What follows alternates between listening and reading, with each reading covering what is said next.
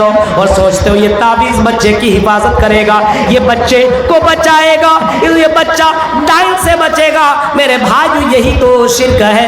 اللہ کی ذات کے اوپر توکل نہیں رہا، اللہ کی ذات کے اوپر بھروسہ نہیں رہا۔ میرے بھائیو اس شرک سے بچنے کے لیے اللہ تبارک و تعالیٰ نے نبیوں کو رسولوں کو بھیجا ہے، وَاجْتَنِبُوا الطَّاغُوتَ، تاکہ لوگ طاغوت سے بچیں، شرک سے بچیں اور اچھے اعمال دنیا میں کریں۔ جو اچھے اعمال کریں گے اس کو جنت ملے گی، جو برے اعمال کریں گے اس کو جہنم ملے گا، جنت کے اندر جائے گا۔ اللہ کی قسم جنت کے اس منظروں کو کبھی پڑھ لو، کبھی جنت کے اس مناظر کو پڑھ لو۔ اللہ کے نبی صلی اللہ علیہ وسلم نے کبھی فرمایا تھا جنت ایسی ہے، جنت اتنی خوبصورت ہے، جنت اتنی خوبصورت ہے کہ کوئی آدمی جنت کے اندر ایک پل کے لے گیا دنیا کی تمام تکلیفوں کو بھول جائے گا۔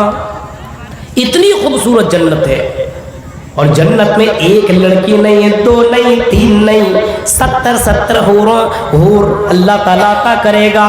یہ اللہ کے نبی نے فرمایا ہے جو دنیا میں دینداری اپنائے گا اسی کو جنت ملے گی، جو دنیا میں زناکاری سے بچے گا اسی کو جنت ملے گی۔ ایک کہنے لگا مولوی صاحب اچھا یہ بتائیے دنیا کی یہ ہیروئن ہے جو کیٹرینا ہے، کرینہ ہے، یہ کہاں جائے گی؟ میں نے اس سے کہا تھا اگر یہ مر گئی اور توبہ کیے بغیر مر گئی، اسلام نہیں لائی تو جہنم کے اندر جائے گی۔ کہا مولوی صاحب اتنی خوبصورت جہنم میں ہوگی تو ہم جنت میں جا کے کیا کریں گے؟ ہم بھی جہنم ہی میں جائیں گے تاکہ ان کو تو دیکھ لیں۔ میرے بھائیو یہ عقیدہ لوگوں کا بن چکا ہے اور جہنم میں جانا گوارا ہے، یہ جہنم کو آسان سمجھ لیا ہے۔ ان عذاب ربک لواقع، اللہ کا عذاب واقع ہونے والا ہے، اللہ کا عذاب چمٹنے والا ہے۔ حضرت عمر فاروق کو دیکھو، اللہ کی قسم عمر فاروق ایک بڑھیا کی خدمت کر کے آتے ہیں اور مسجد نبوی میں جاتے ہیں اور دعا کر رہے ہیں کہ اللہ میرے اس نیک عمل کو اللہ قبول کر لے۔ پیچھے سے ایک صحابی ہے، وہ صحابی پیچھے سے کہتے ہیں کہ آئی عمر اگر تو جنت میں نہیں گیا، آئی عمر اگر تو جنت میں نہیں گیا تو جنت میں کون جائے گا؟ رات کی تاریکی میں کسی غریب کی مدد کرنے والا تو کوئی دیکھتا بھی نہیں، تو رات کی تاریکی میں امیر المومنین ہو کر کے کسی کی خدمت کر رہا ہے، کسی کا ہیلپ کر رہا ہے اور آ کر کی دعا مانگ رہا ہے کہ اللہ مجھے عذاب علیم سے بچا لے۔ اے عمر اگر تو عذاب جہنم سے نہیں بچا تو کون عذاب جہنم سے بچے گا؟ اگر تو جنت میں نہیں گیا تو کون جنت میں جائے گا؟ اے عمر تو جنت میں جائے گا، اے عمر تو جنتی ہے۔ واقعی میں نے دیکھا تم کو ایسا کام کرتے ہوئے۔ ربنا اصرف عنا عذاب جہنم ان عذاب ربک ان عذابها کان غراما۔ حضرت عمر فاروق دعا مانگ رہے کہ اللہ مجھے عذاب جہنم سے بچا کیونکہ تیرا عذاب چمٹنے والا ہے، چمٹ جائے گا، انسان کو پکڑ لے گا۔ اور میرے بھائیوں جہنم کی آگ کو کبھی کبھی سوچ لیا کیجئے، دنیا کی آگ کے مقابلے میں جہنم کی آگ 69 گنا زیادہ ہے، ڈینجر ہے۔ سوچیے کم سے کم اس جہنم کو یاد کر کے نیک اعمال کیجئے۔ یہ جلسے ہوتے ہیں علماء بتاتے ہیں آپ کو، بس تقریریں سن لیتے ہیں، عمل ہم کیا کریں؟ یہ مولوی کریں گے، یہ مدرسوں میں پڑھنے والے طلباء کریں گے، یہ مدرسے میں پڑھنے والیاں لڑکیاں طالبات کیا کریں گی۔ ہمارے لیے تو کچھ نہیں ہے، ہم تو کالجوں کے اندر پڑھتے ہیں، ہم تو اسکولوں میں پڑھتے ہیں، ہمارے لیے دینداری نہیں ہے۔ ہم تو جینس بھی پہنے ہمارے لیے جائز، ہم ٹی شرٹ بھی پہنے اور ہم اپنی حسن کا جلوہ بھی دکھائیں، ہمارے لیے سب کچھ جائز ہے۔ یہ سب مولوی بس دینداری اپنائیں، یہ مدرسے میں پڑھنے والی لڑکیاں ہی پردہ کریں، ہم کاہے کو کریں؟ میرے بھائیوں تصور کیجئے، غور کیجئے، جنت و جہنم کے اوپر کبھی کبھی سوچ لیا کیجئے اگر میں مرا اور جہنم کے اندر چلا گیا تو میرا کیا حال ہوگا؟ جنت اگر میری زندگی نہ بنی مرنے کے بعد تو میرا حشر کیا ہوگا؟ ذرا کبھی کبھی سوچ لیا کرو۔ اس امید کے ساتھ آدمی کو نیک اعمال کرنے چاہیے، اچھے اعمال کرنے چاہیے اور اللہ سے دعا مانگنی چاہیے کہ اللہ اے اللہ مجھے اس بات کی توفیق دے کہ میں نیک عمل کروں، کیونکہ اللہ کی توفیق کے بغیر کوئی نیک عمل نہیں کر سکتا ہے۔ مسجد کے بغل میں گھر ہے لیکن مسجد میں جا نہیں سکتا ہے، نماز پڑھنے کی اس کو توفیق نہیں ملتی ہے۔ اس وجہ سے ہر دن آدمی کو 17 مرتبہ توفیق آدمی مانگتا ہے، اہدنا الصراط المستقیم، اے اللہ مجھے سیدھے راستے پر چلا، اے اللہ مجھے سیدھے راستے پر چلا۔ 5 ٹائم میں 17 مرتبہ یہ دعائیں مانگ رہا ہے، اے اللہ مجھے برے راستے سے بچا، سیدھے راستے پر چلا۔ آج ہمارے یہاں دیکھ رہے ہیں اچھے اعمال بہت کم ہو رہے ہیں. اگر کوئی عمل بھی کر رہا اس کے اندر دکھاوا ہے. ایک حاجی صاحب تھے نا, حج کر کے آیا, ایک دکاندار کے پاس گیا, کہا کہ میرا نام ہے اس کے اندر. بولا ہے. کتنا باقی ہے؟ بولا کہ 22,000 باقی. اچھا. اس نے لکھا ہے, بولا کہ دکھاؤ تو ڈائری لی, اور اس نے اس نام کے سامنے, مان لو اس کا نام ثناء اللہ تھا, اس نام کے سامنے اس نے صرف نام اتنا بڑھا دیا, حاجی ثناء اللہ. اب بولا ٹھیک ہے, اب ڈائری رکھو. چلا گیا, پیسہ نہیں جمع کیا, حج کر کے آیا. بولا اب میرا نام بدل گیا ہے, ثناء اللہ مت کہنا, حاجی ثناء اللہ کہنا. یہ قوم بتائیے کہ عمل بھی کر رہا ہے, یہ لوگ عمل بھی کر رہے ہیں, اس کے اندر بھی ریاکاری ہے, دکھاوا ہے. حالانکہ حدیث تو آپ کو معلوم ہے, جس نے دکھاوے کے لیے نماز پڑھی تو اس نے بھی شرک کیا. من صلی یرائی فقد اشرک ومن تصدق یرائی فقد اشرک. جس نے دکھاوے کے لیے صدقہ کیا اس نے بھی شرک کیا, اور جس نے دکھاوے کے لیے روزہ رکھا اس نے بھی شرک کیا. نیک اعمال کرنے کی کوشش کرو, نیک عمل جس کے اندر جناب محمد رسول اللہ کی مہر لگی ہوئی ہو, اور جس عمل کے اندر خلوص ہو. نماز پڑھتے چلے جاؤ, اور آپ نماز پڑھ رہے ہو اسی کٹھوتیا کے اندر, کالی گنج کٹھوتیا کے اندر نماز پڑھ رہے ہو. آپ کی نظر مولانا ابوالکلام کے اوپر پڑی کہ یہ مولانا میرے گاؤں میں آئے, مسجد میں نماز پڑھنے کے لیے آئے ہیں, ان کی نظر میرے اوپر پڑ گئی ہے, اگر میں نے نماز اچھی سے نہ پڑھی تو ہو سکتا میرے اوپر تقریر یہ مولانا کر دیں گے. اب آپ نماز اچھے سے پڑھنے لگے, کیونکہ مولانا مجھے اچھا کہیں گے, میری تعریف کریں گے, میرا نام لیں گے.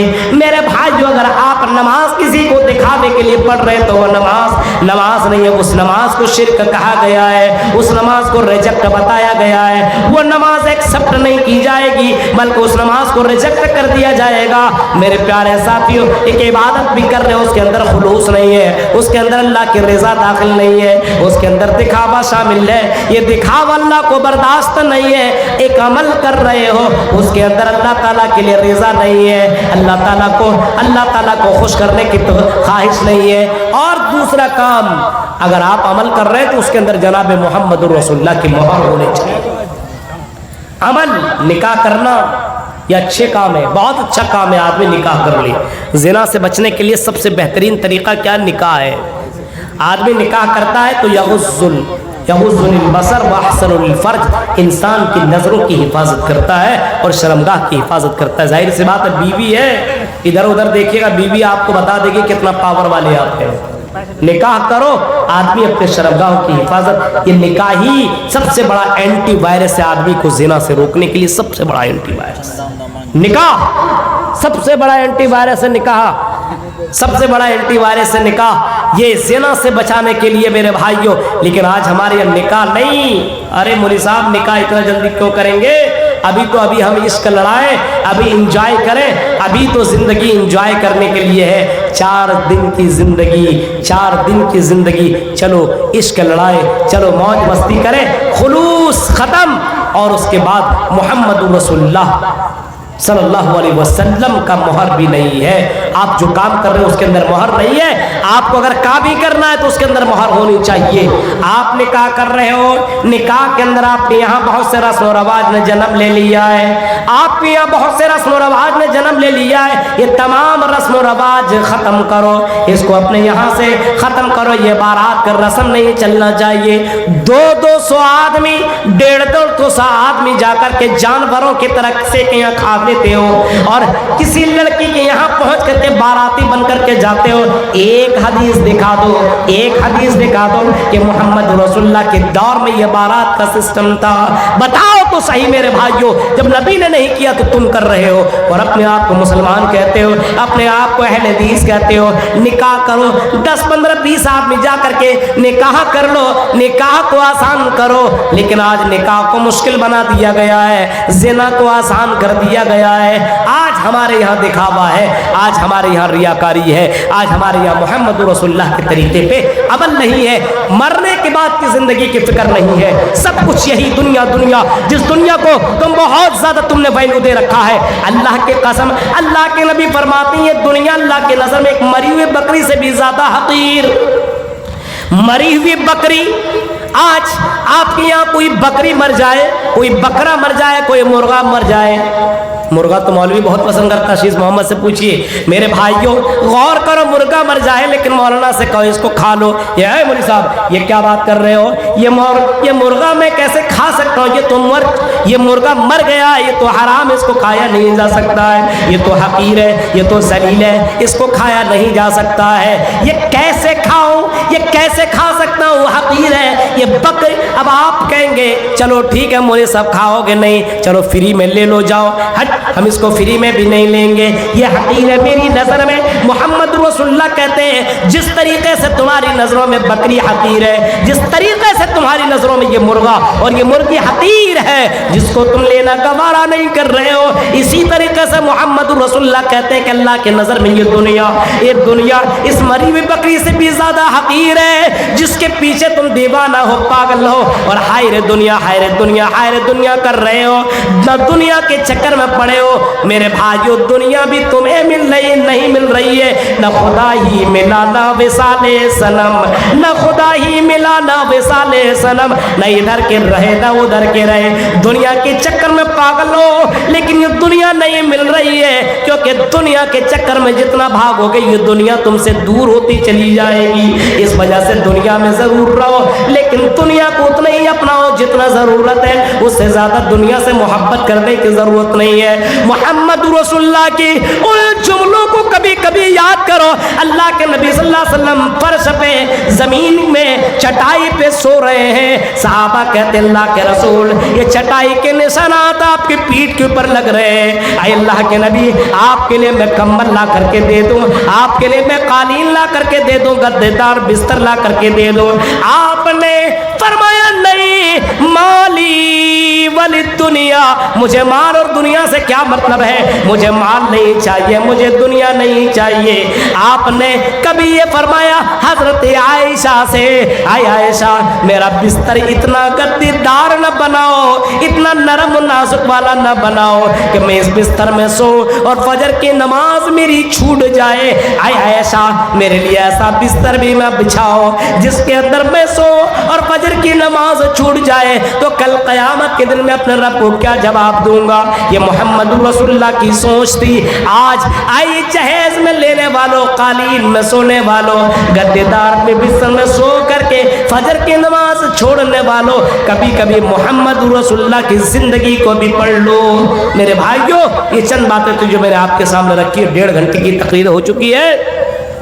कल मैंने आपके सामने वहाँ किया था और अभी लगातार बहुत सारे प्रोग्राम हैं, हर जगह मुझे पहुँचना है। और जाहिर सी बात है हमारे शीश मोहम्मद साहब जो इस मिफ्ताहुल उलूम मदरसा के हेड मौलवी हैं, मुदर्रिस हैं, बहुत मेहनत कर रहे हैं, बहुत ज़्यादा इस मदरसे को आगे बढ़ाने की कोशिश कर रहे हैं। हमेशा फ़ोन में इस मदरसा के ताल्लुक़ से बात करते रहते, मौलवी साहब कोई ज़रिया बताइए, कोई तरीक़ा बताइए कि मेरा मदरसा और आगे बढ़े।